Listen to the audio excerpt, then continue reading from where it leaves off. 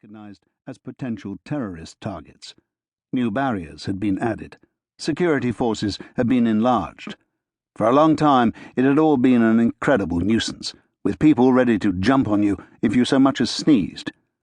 But it had been many years since 9/11. People had become lazy. Take old Suresh, for example, the guard at this outer checkpoint. He recognized everyone on the bus.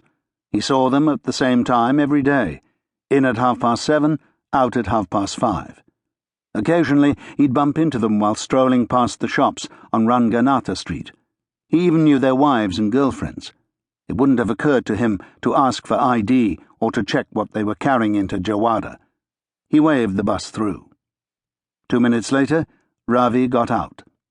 He was a short, skinny man with bad skin and a moustache that sat uncomfortably on his upper lip.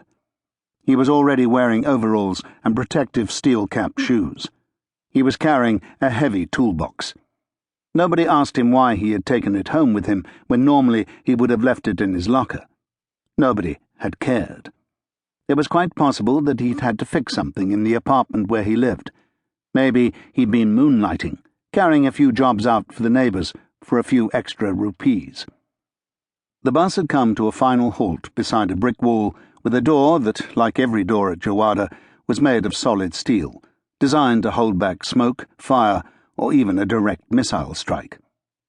Another guard and more television cameras watched as the passengers got out and went through. On the other side of the door, a blank, whitewashed corridor led to a locker room, which was one of the few places in the complex that wasn't air-conditioned. Ravi opened his locker. There was a pin-up of the Bollywood star Shilpa Shetty stuck in the door, and took out a safety helmet, goggles, earplugs, and a fluorescent jacket. He also removed a bunch of keys.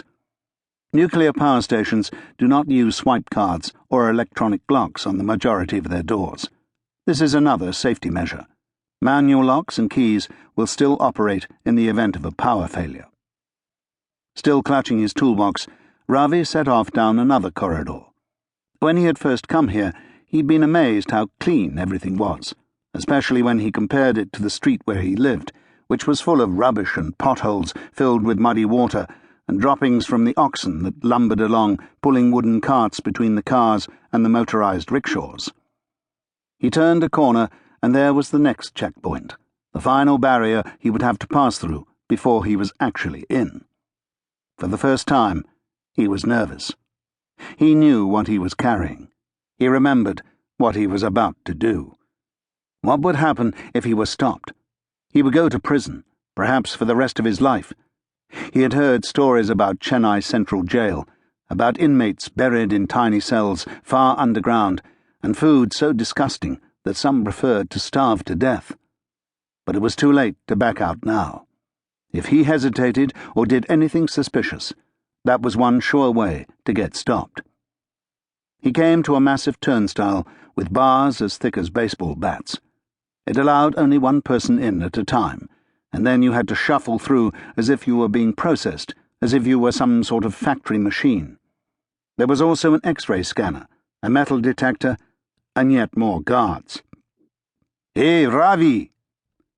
"Ramesh, my friend, you see the cricket last night?" "I saw it. What a game!"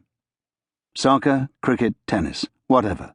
Sports were their currency. Every day the plant operators passed it between them, and Ravi had deliberately watched Wimbledon the night before so that he could join in the conversation. Even in the cool of the corridor, he was sweating. He could feel the perspiration beading on his forehead, and he wiped it away with the back of his hand. Surely someone would stop him and ask him why he was still holding onto his toolbox. Everyone knew the correct procedure. It should be opened and searched, all the contents taken out. But it didn't happen. A moment later, he was through. Nobody had so much as questioned him. It had gone just as he thought it would, knew it would. Nobody had lifted off the top tray of the toolbox and discovered the 20 pounds of C4 plastic explosive concealed underneath. Ravi walked away from the barrier and stopped in front of a row of shelves. He pulled out a small plastic device that looked like a pager. This was his EPD, or electronic personal dosimeter. It would record his own radiation.